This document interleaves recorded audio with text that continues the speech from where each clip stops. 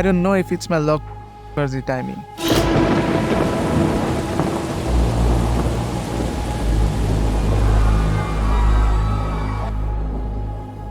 We make plans to go somewhere, but it starts raining as soon as we go there.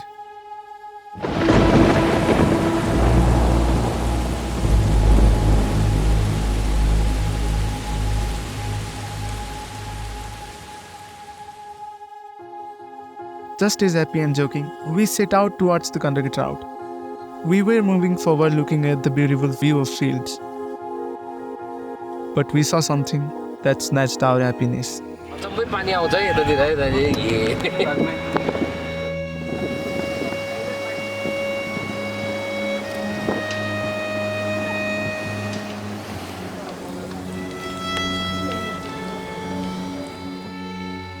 Yes, it was raining in Gandaki Trout.